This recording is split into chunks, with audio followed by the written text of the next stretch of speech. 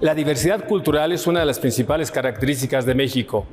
Nuestro país no solo se reconoce por su historia milenaria, sino por la convivencia de múltiples pueblos, lenguas, tradiciones y formas de organización social que siguen vivas hasta el día de hoy. En este programa abordaremos los derechos constitucionales de los pueblos indígenas y afromexicanos, sus aportaciones culturales, su defensa territorial, su autonomía y participación política, así como los avances legislativos que lo han fortalecido para su protección. También hablaremos de los retos que persisten para construir un México más incluyente, respetuoso de su diversidad y de los derechos colectivos que se reconocen en la Constitución. De acuerdo con datos oficiales del Instituto Nacional de Estadística y Geografía, en México existen 68 pueblos indígenas, cada uno con una identidad propia, forma de organización social y expresiones culturales. A esta riqueza se suma la población afromexicana, lo que hace indispensable hablar de este tema, que es un tema del que pocos mexicanos hablamos y esas comunidades representan y son conocidas como la tercera raíz junto con la indígena y la española.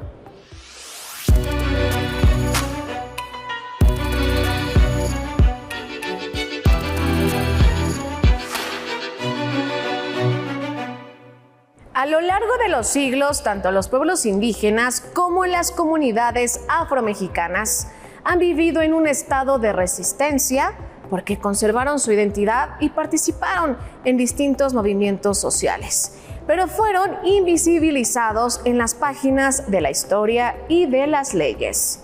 Con el tiempo, sus luchas dieron paso al reconocimiento legal, a reformas constitucionales y a la implementación de planes de justicia enfocados en la reparación histórica y en el respeto a sus derechos colectivos.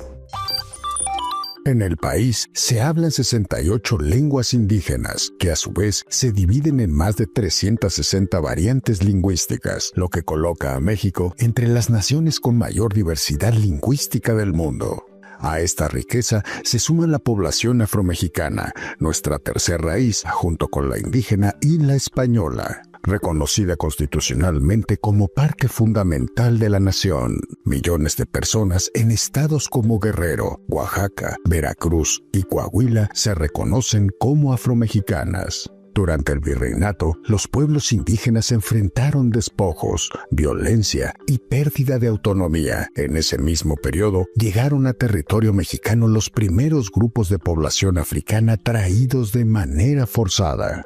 La historia de los afrodescendientes en México ha permanecido durante siglos fuera del relato oficial. La llegada de personas africanas a lo que hoy es México ocurrió desde el siglo XVI, durante el periodo virreinal, con las expediciones españolas. Llegaron también personas africanas, algunas en condición de esclavitud y otras como personas libres. Se estima que alrededor de 250,000 personas africanas y afrodescendientes ingresaron a la Nueva España, la mayoría proveniente de África Occidental, como la región de Senegambia, y de África Central, principalmente Angola y el Congo. Los principales puntos de entrada fueron los puertos de Veracruz, Campeche y Acapulco, desde donde se distribuyeron a distintas regiones del territorio. La importación de mano de obra africana respondió, en gran medida, a la drástica disminución de la población indígena, que perdió hasta 90% de sus habitantes en poco más de un siglo, principalmente por epidemias posteriores a la conquista. Aunque las leyes de 1542 prohibían la esclavización de personas indígenas, la esclavitud africana sí existía. Estos grupos eran empleados en haciendas azucareras, ganaderas, agrícolas, en puertos, minas, talleres artesanales y servicio doméstico. Legalmente, las comunidades negras eran inferiores a los indígenas y como esclavos no eran considerados ciudadanos, por lo que estaban sujetos a la voluntad de sus dueños. Sin embargo, con el paso del tiempo, algunos lograron su libertad por compra, testamento o relaciones familiares.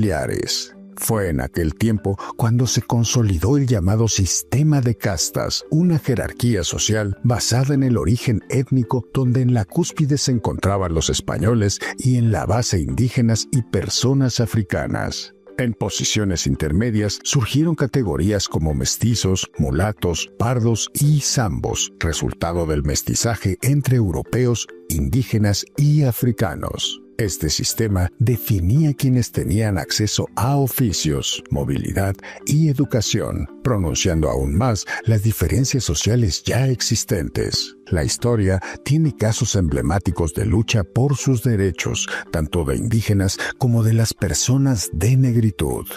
Un ejemplo es el caso de Gaspar Yanga, quien lideró una rebelión en Veracruz durante más de 30 años, logrando que en 1609 la corona española reconoció el pueblo libre de San Lorenzo de los Negros, considerado uno de los primeros pueblos libres de origen africano en América. Mientras que para los indígenas, momentos claves de su participación fueron durante los movimientos insurgentes, la Reforma o la Revolución, teniendo personajes representativos como Vicente Guerrero, José María Morelos y Pavón, Benito Juárez y Zapata. En 2015, la encuesta intercensal del Instituto Nacional de Estadística y Geografía, INEGI, incluye por primera vez una pregunta sobre autoidentificación como afrodescendiente en México, revelando que aproximadamente 1.2% de la población, cerca de 1.38 millones de personas, se consideraba afrodescendiente, mientras que en la encuesta nacional sobre discriminación, ENADIS 2017, 3.18 millones, equivalentes al 2.9% de la población, se identificó como parte de este grupo.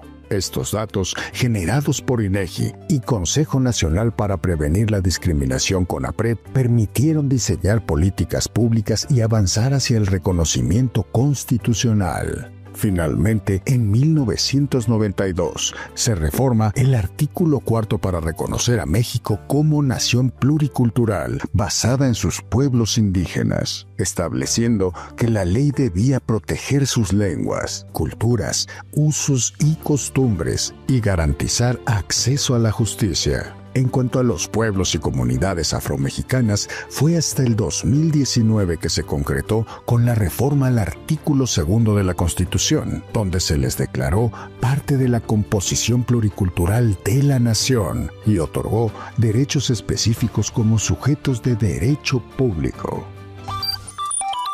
Estos pueblos no son parte del pasado, sino actores fundamentales del presente.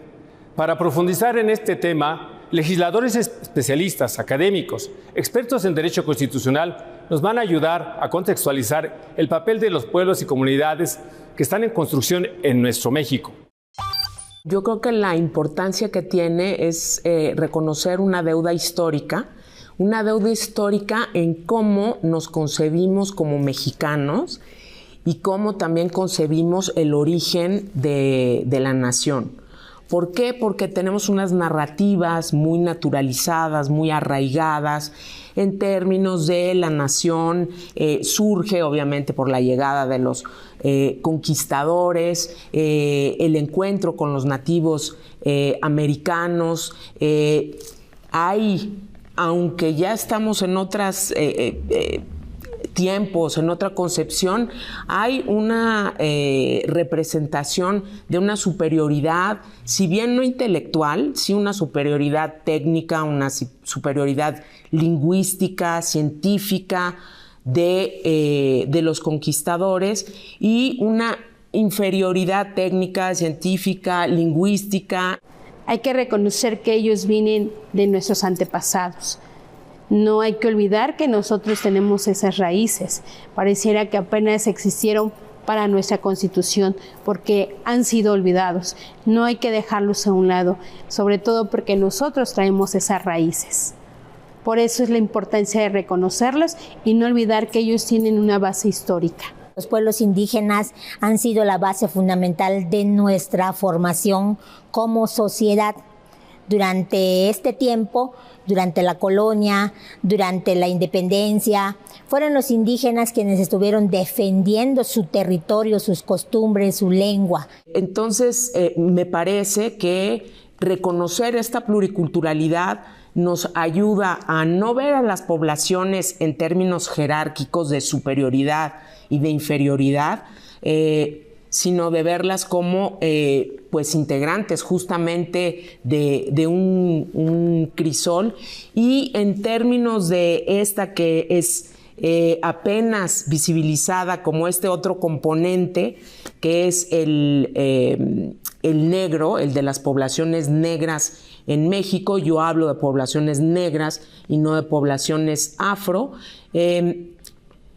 También porque está muy vinculado a una relación con la esclavitud, a una llegada con los conquistadores, que se empieza a nombrar, se empieza a considerar. Podemos decir que se han discriminado, se han hecho un lado. No se ha dado la apertura a darles el reconocimiento en el ámbito educativo, en el ámbito de la salud. Tenemos, al menos en el sureste, la cultura maya es de gran tradición.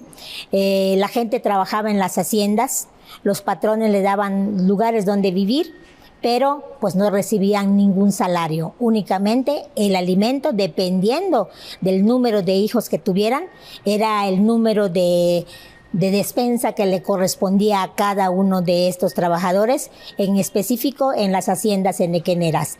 Y en todo el país tenemos a lo largo más de 70 asentamientos.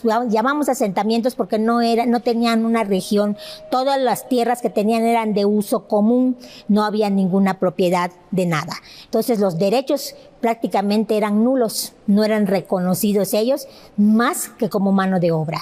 Bueno, sí hay una gran diferencia, porque podemos decir que el contexto de 1917, el contexto del México revolucionario por revolucionario, ¿no?, es el contexto de una formación de la nación, de consolidar el corpus nacional, consolidar esta idea de una lengua, una población, un derecho, un Estado.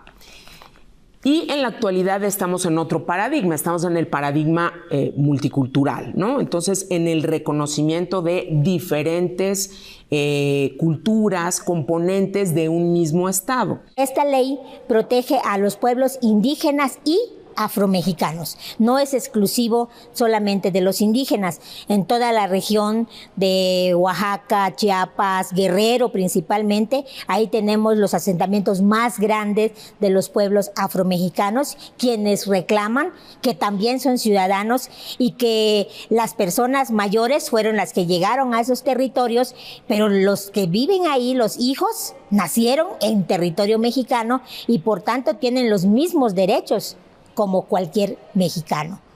Buscamos esa reforma de manera profunda, donde visualizamos, donde ellos sean visibles, donde se les considere no tan solo en un derecho que esté plasmado, sino en derechos que se vean visibles en sus comunidades, en la educación, en la salud, en sus aportaciones, pero además que ellos también se vean reconocidos.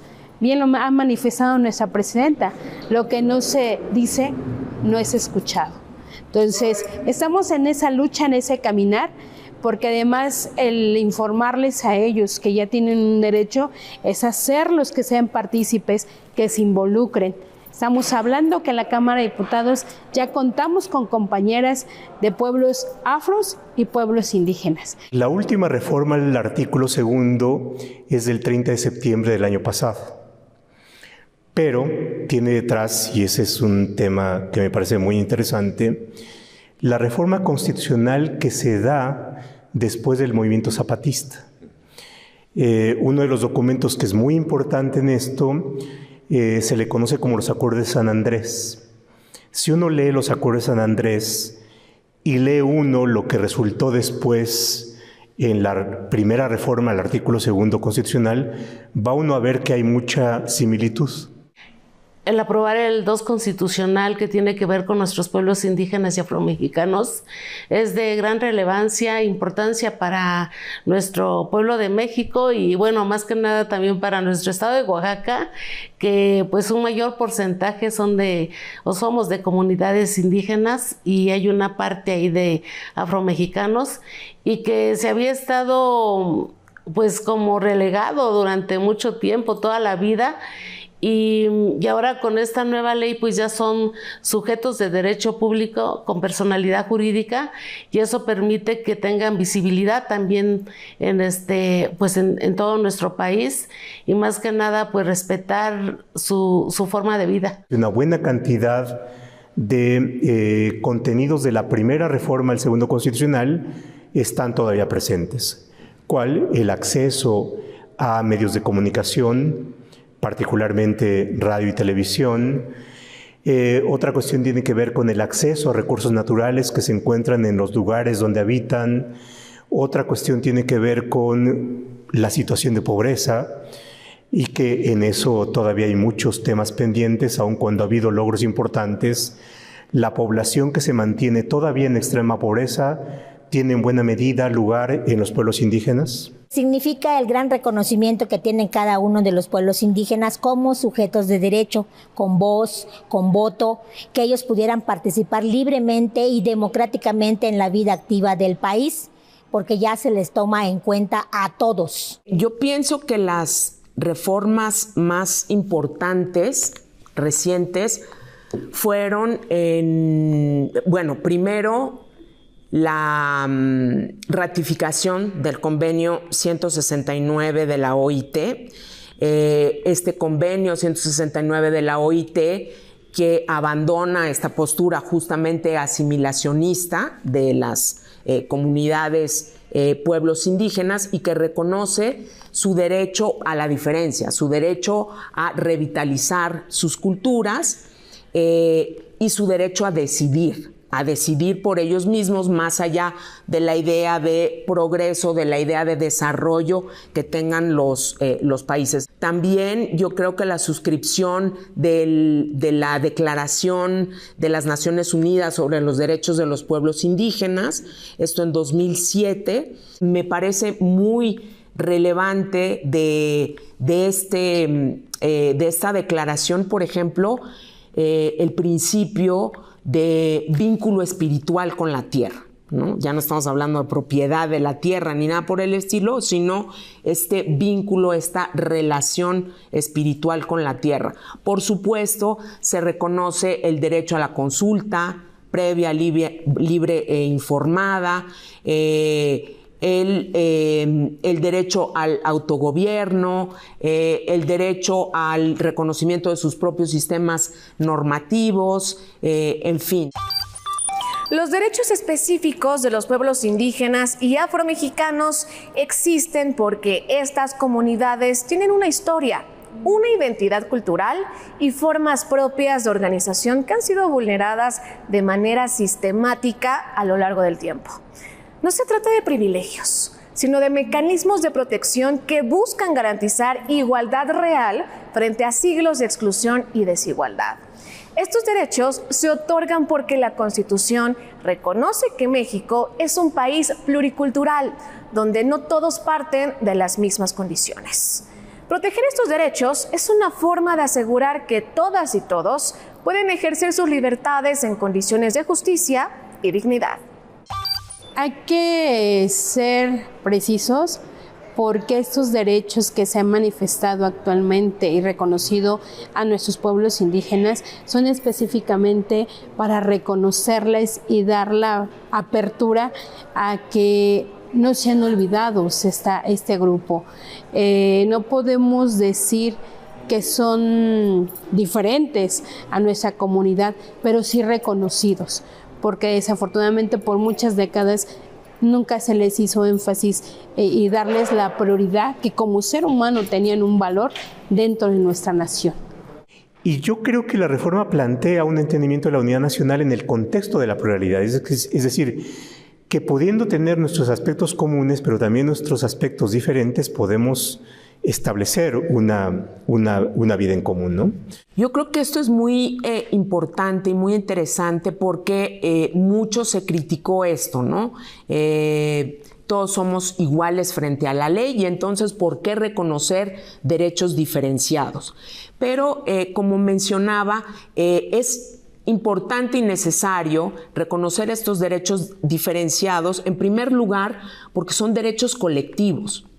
En términos de la colectividad de estos derechos, se pueden reconocer derechos colectivos al territorio, derechos colectivos a la libre determinación y al autogobierno, derechos colectivos de decisión sobre la organización interna de ciertas comunidades, y sobre todo, también hablando de este aspecto histórico, de lo que mencionaba, de una época en la que se buscó asimilar a estas poblaciones al referente nacional, pues es un derecho colectivo a reconocer que se pueden mantener las propias formas de vida, las especificidades culturales que cada uno de estos pueblos tiene.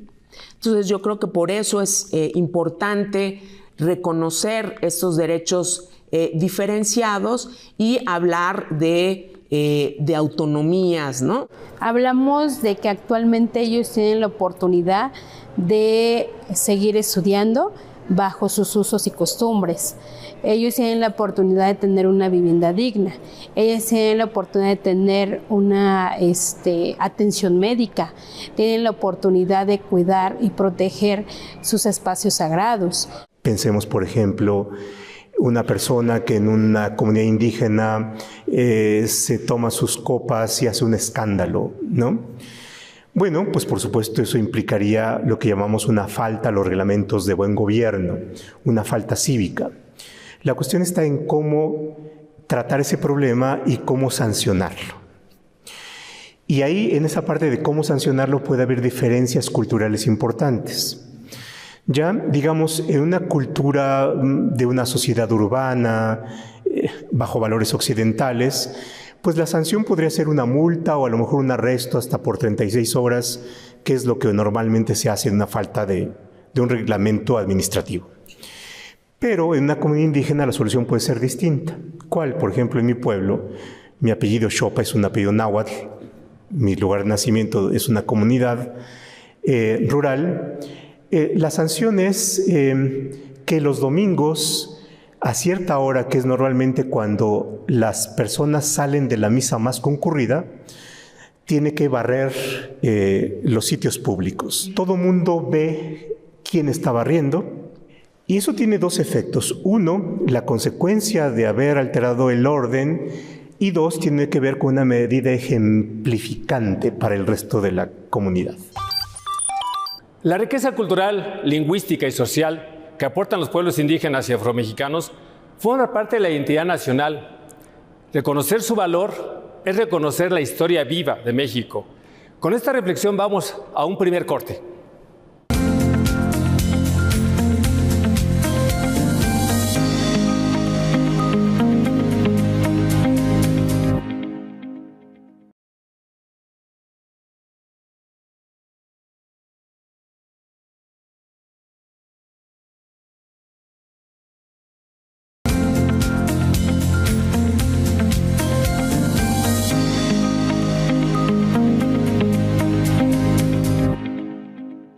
Conocer los derechos de los pueblos indígenas y afromexicanos permite entender mejor la Constitución y el papel que todas y todos tenemos en la construcción de una sociedad más justa e incluyente.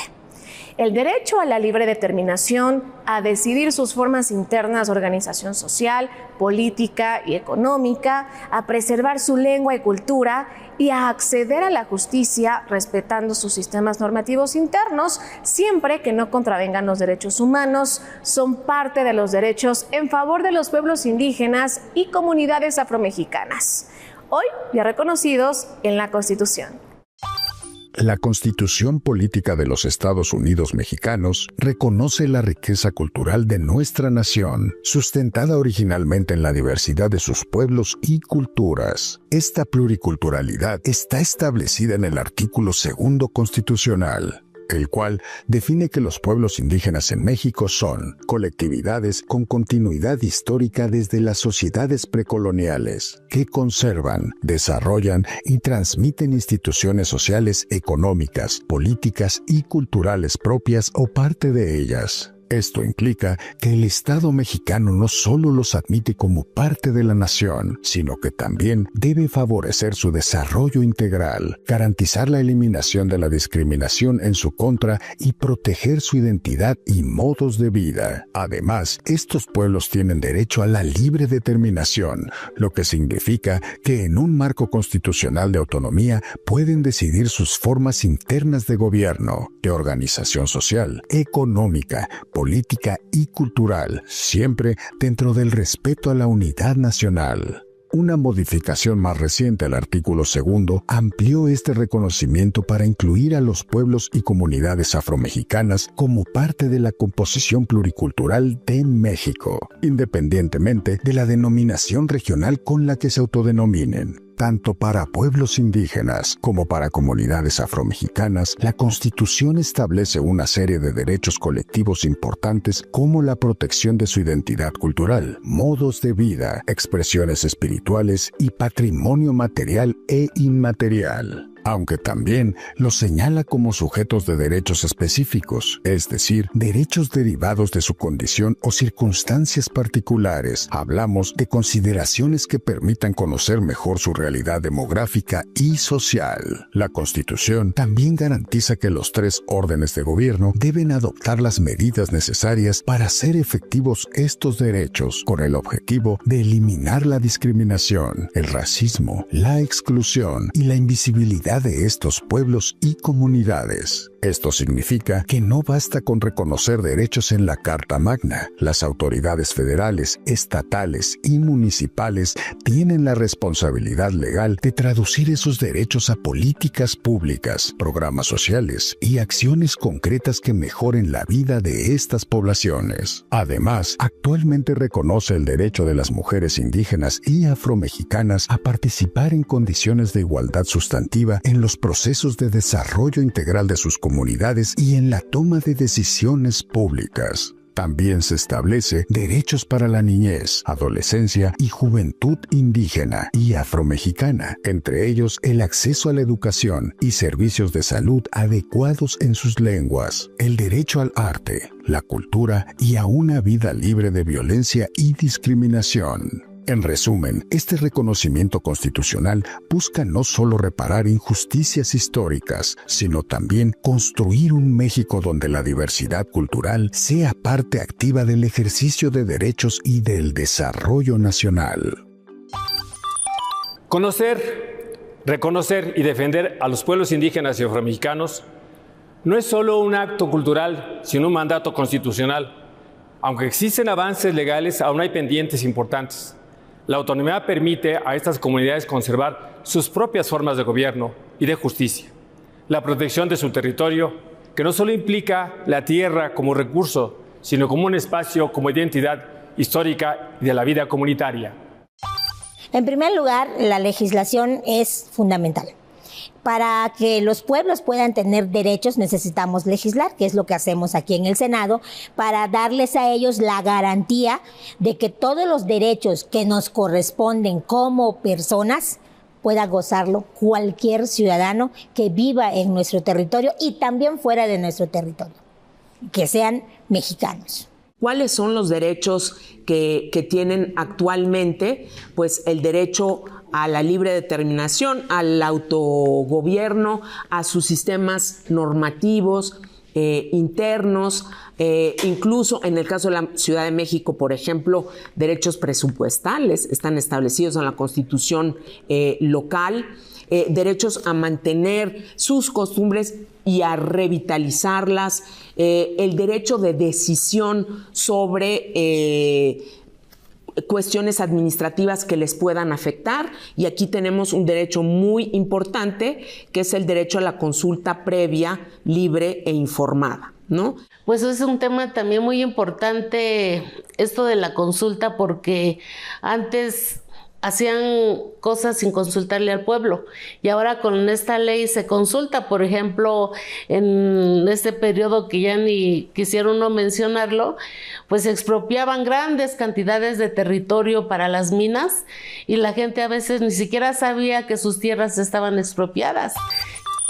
Pero, ¿qué significa la autonomía en la vida diaria? ¿Cómo se resguardan las lenguas y tradiciones? ¿Y qué mecanismos existen frente a megaproyectos que pueden afectar sus territorios? Ellos tienen la oportunidad de ahora sí ser escuchados, gracias a la oportunidad que tenemos en la Cámara de Diputados. Ellos tienen ya la autorización y voz y voto para decir que sí y que no, y sobre todo para decidir qué quieren que se retomen de sus usos y tradiciones y costumbres. Si vemos, por ejemplo, en representación en municipios, en congresos locales, en fin, creo que también ha habido, si vemos los datos, un incremento de representantes que tienen origen en comunidades o pueblos indígenas. Creo que en eso sí se ha dado un avance. ¿Quiénes son los representantes legítimos de estas comunidades? Y ahí vemos también muchas dificultades, ¿no? Tenemos a lo mejor ejidos, comunidades agrarias, representantes de pueblos originarios, y entonces un pueblo puede tener varios aspectos, varias instituciones de representación, y muchas veces pues no se sabe muy bien a quién consultar, ¿no? Efectivamente se va a crear un nuevo orden de gobierno, o sea, ya se creó, que es el que está compuesto por las comunidades indígenas. Lo que hace la última reforma del 24 es reconocer la personalidad jurídica y el patrimonio de las comunidades indígenas. Una comunidad indígena es un conjunto poblacional que se encuentra en una demarcación geográfica. Y en esa demarcación se identificaría una comunidad, y esa comunidad tiene sus autoridades, tiene su población, y las autoridades ejercen atribuciones dadas por los ordenamientos indígenas, lo que llamamos usos y costumbres, ¿no? Un orden consuetudinario.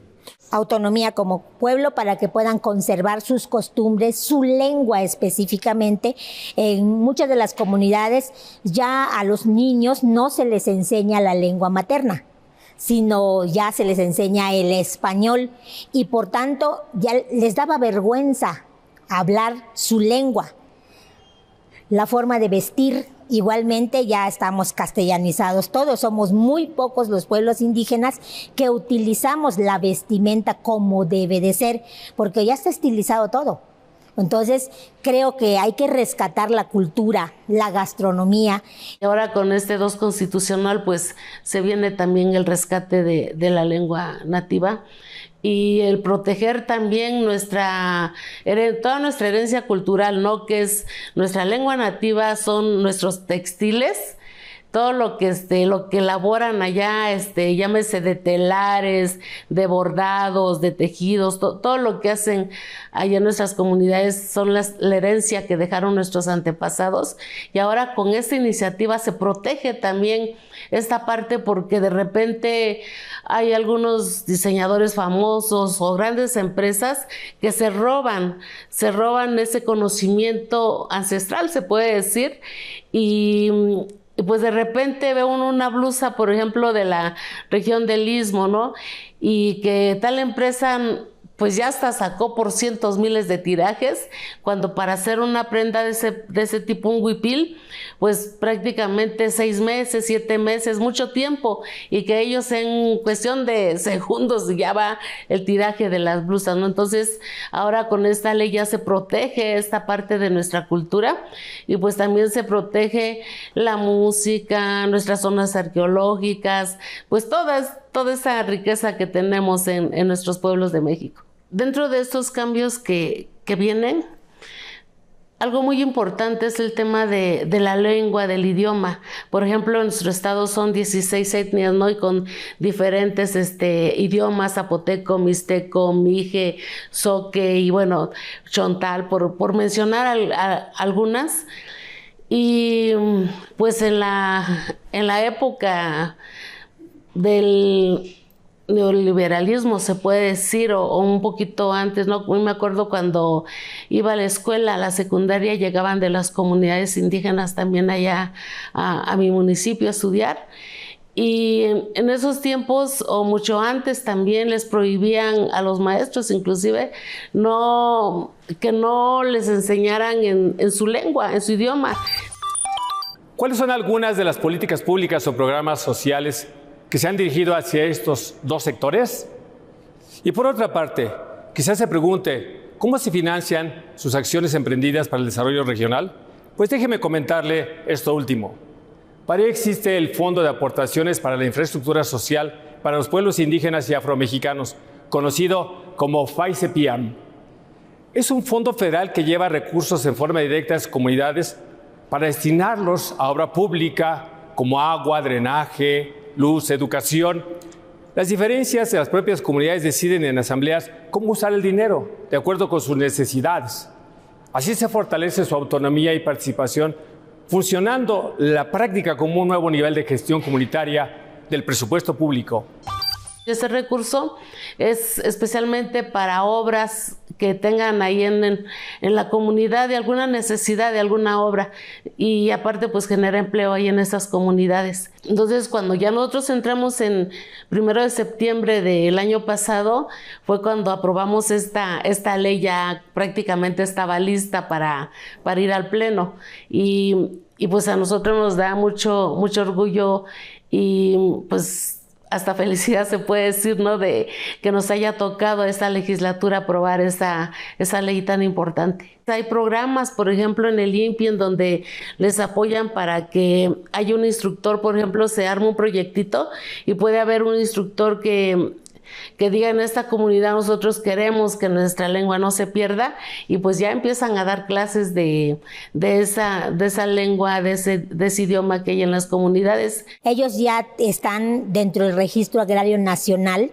ya les están dando sus documentos donde diga que las tierras son de ellos y las pueden trabajar de acuerdo a sus posibilidades. Otro, con los programas que se han implementado, el emblemático es Sembrando Vida, donde ellos pueden trabajar, el gobierno les da un recurso para que ellos puedan trabajar, o sea, reciben prácticamente un sueldo. Es un apoyo que se les da, no solamente en económico, sino también les dan fertilizantes, les dan capacitación. Hay personas que los van a apoyar, los van a capacitar para que los cultivos que tengan sean cultivos mejorados. Entonces, la importancia de esto es que el territorio ya es suyo.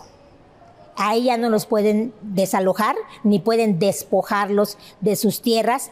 Se les está dotando de módulos, clínicas, y con el programa La Clínica es Nuestra, ellos tienen la decisión de poder acudir a una partera o asistir a un dispensario médico o a una clínica. O sea, en educación también ellos tienen ya todo el derecho de poder estudiar, y aparte de eso tienen las becas. Las Benito Juárez, las Rita Cetina, el que tienen ellos en la universidad, ya todas las escuelas creadas por el gobierno están becados. Por falta de recursos económicos, ya no podemos decir que en los lugares más alejados, las comunidades más alejadas, no tengan acceso al estudio. Ya tienen ese derecho. Impulsar justicia para los pueblos originarios y comunidades afromexicanas significa reconocer lo que estos avances representan no solo para las comunidades actuales, sino para sus ancestros. En este punto se introduce el tema de la representación política, explicando los mecanismos que buscan garantizar su participación en espacios de decisión pública, impulsando de manera especial la presencia de más mujeres. Gracias a los foros, gracias a las aperturas que tenemos con ellos, un acercamiento de mayor magnitud, porque anteriormente no eran tomados en cuenta, sus voces no eran escuchadas. Actualmente ya se nos escucha, ya se nos contempla en las acciones políticas, que es lo más importante. Una de las bondades de esta ley es que ya le da la participación activa a los jóvenes, a las mujeres y a las personas adultas. Yo lo que diría en este caso, que las acciones más efectivas para reconocer el derecho de las mujeres se han dado desde adentro. Se han dado desde los pueblos mismos y no desde afuera, ¿no? Hay esta idea de que es el Estado, es la normatividad estatal la que va a ayudar a proteger los derechos de las mujeres indígenas, negras o de las mujeres en general, ¿no? Y vemos que tanto las mujeres mexicanas, sean indígenas, sean negras, sean profesionistas, sean trabajadoras del hogar, sean amas de casa, sufren una misma condición estructural de discriminación, de no acceso a los plenos derechos. Las mujeres, al portar cierto vestuario, somos partícipes en la sociedad, nos sentimos importantes, pero sobre todo se les da la oportunidad. ¿No le parece entonces que es tiempo de hacer justicia a la riqueza cultural y a los aportes de los pueblos, tanto indígenas como comunidades afromexicanas, que han hecho de México? Vamos a dar una pausa y regresamos.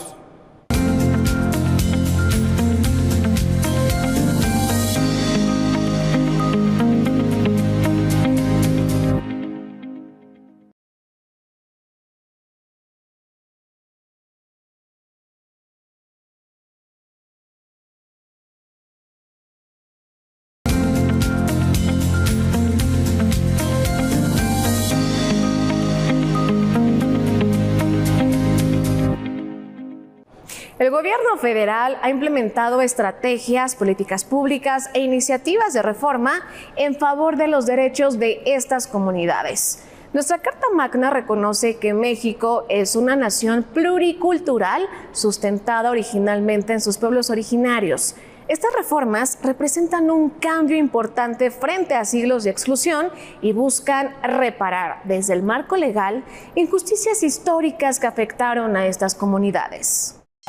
Durante los siglos, los pueblos indígenas y afromexicanos han enfrentado rezagos históricos marcados por la injusticia, la discriminación y el racismo. Ante este escenario, el Gobierno de México ha establecido como prioridad garantizar el reconocimiento pleno de sus derechos, en congruencia con la reforma al artículo 2 constitucional, que los reconoce como sujetos de derecho público, con derechos colectivos inalienables. Este enfoque marca un cambio estructural en relación del Estado con estas comunidades, al pasar de políticas asistenciales a mecanismos de justicia, reparación histórica y transformación territorial. De acuerdo con el último informe de gobierno, actualmente 18 planes de justicia están en ejecución. 16 de ellos se les ha dado continuidad ya que iniciaron en el sexenio pasado. Se trabaja en 6 planes nuevos. Estos planes tienen impacto en 3 entidades federativas, 27 pueblos indígenas, 1,373 comunidades originarias, donde se benefician 1.6 millones de personas indígenas con una inversión acumulada de 41,000 millones de pesos mexicanos. Como primer logro o avance, tendría que considerarse la propia Ley General de Derechos de los Pueblos Indígenas y Afromexicanos, ya que es el primer instrumento normativo de esta naturaleza en la historia. En paralelo, por primera vez 20.358 comunidades y localidades indígenas y afromexicanas reciben recursos directos del Fondo de Aportaciones para la Infraestructura Social, FAIS. Estos recursos son administrados y ejercidos por las propias comunidades, de acuerdo con sus formas tradicionales de gobierno y organización comunitaria, lo que fortalece su autonomía y toma de decisiones. Planes de justicia y desarrollo regional, diseñados de manera participativa con los pueblos indígenas y afromexicanos. Estos planes incluyen acciones de justicia territorial y agraria, así como la construcción de caminos artesanales realizados con la organización y participación directa de las comunidades. De estos planes, 17 se encuentran vigentes y 6 más están en fase diagnóstica, consolidándose como mecanismos permanentes de reparación histórica y desarrollo regional.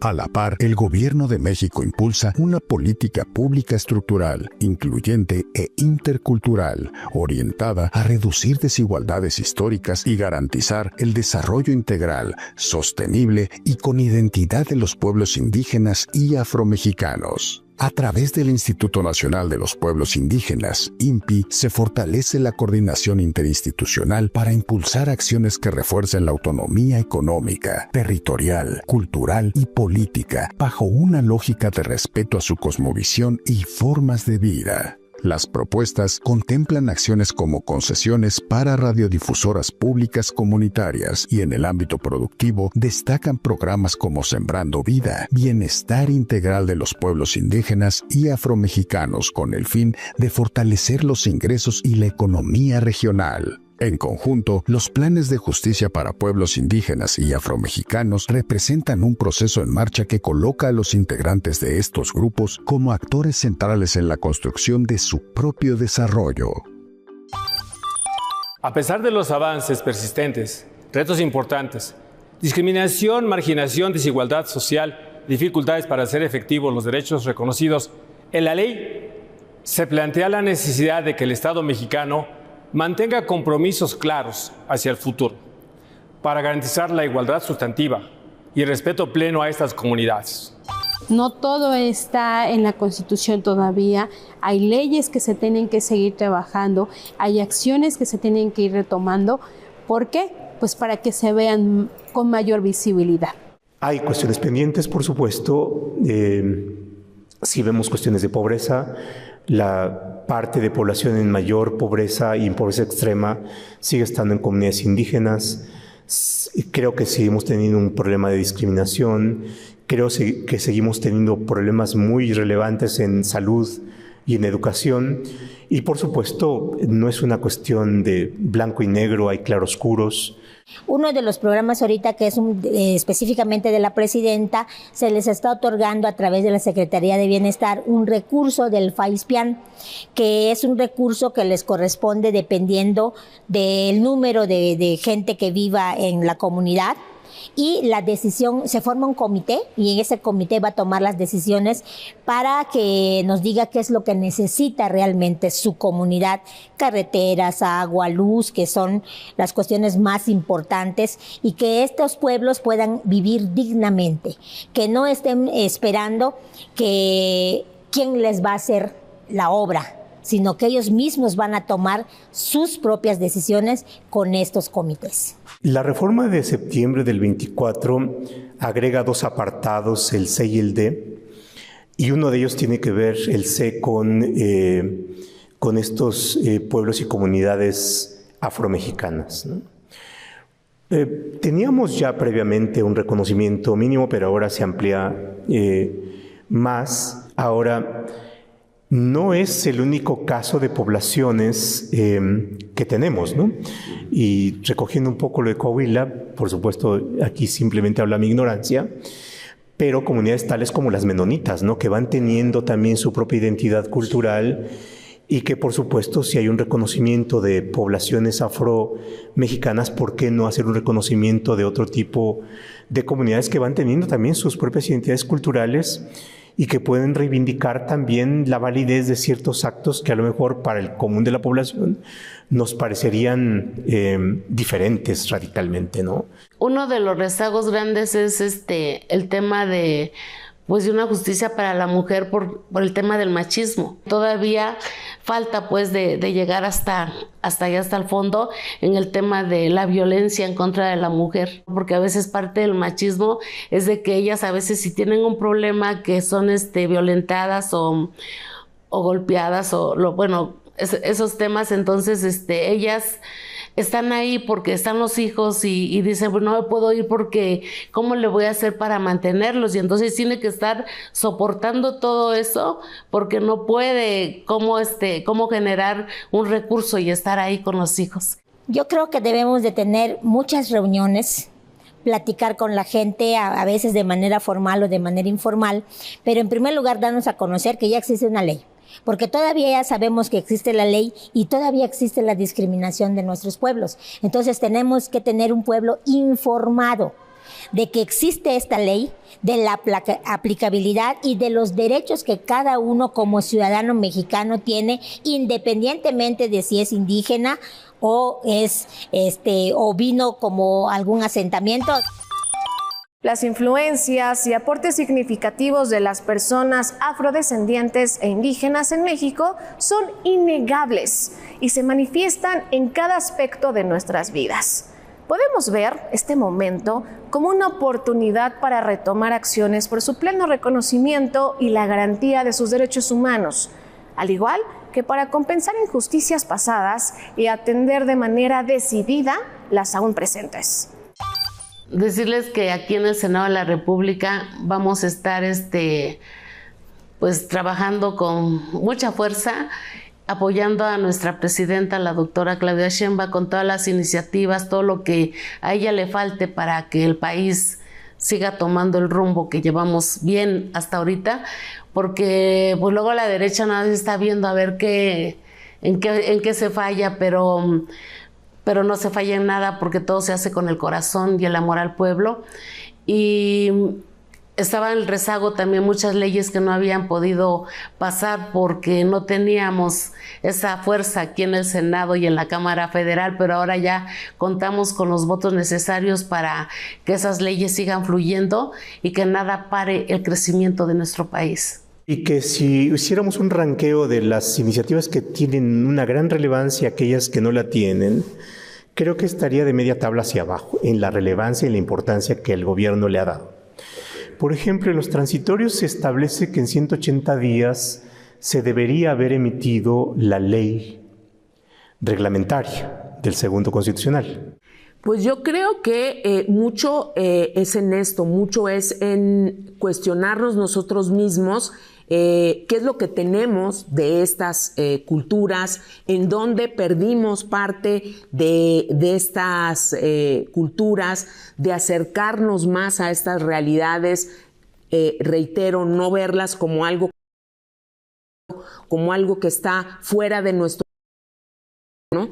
Yo creo que es un gran avance y que sepan todos los ciudadanos que aquí en el Senado estamos para legislar en favor de los pueblos, para en beneficio de todos los pueblos, de todas las ciudades, de todos los ciudadanos, y que cada uno de ellos es un sujeto de derecho. Es una persona que puede aportar para la vida pública del país, para el desarrollo del campo, para el desarrollo del petróleo, en cualquier lugar que esté, que puede aportar, y que todos somos valiosos y que queremos lo mejor para el desarrollo de México. No hay que olvidar que nosotros venimos de raíces, su servidora viene de lo que es del estado de Puebla, ahí viene con raíces de abuelas, bisabuelas, tatarabuelas, y es muy importante seguirles haciendo o enfatizando de la importancia de reconocer sus dialectos, sus usos y costumbres, el que en nuestras generaciones que ahorita están desde nuestras pequeñas o niñitas o pequeños, se les vaya informando. Hay que seguir trabajando, hay muchos retos para nuestros pueblos indígenas y afros. Reconocer y dignificar el legado de los pueblos indígenas y afromexicanos es una tarea colectiva. Erradicar la discriminación requiere información, respeto y participación social. Recordemos que la diversidad no divide a México, le fortalece.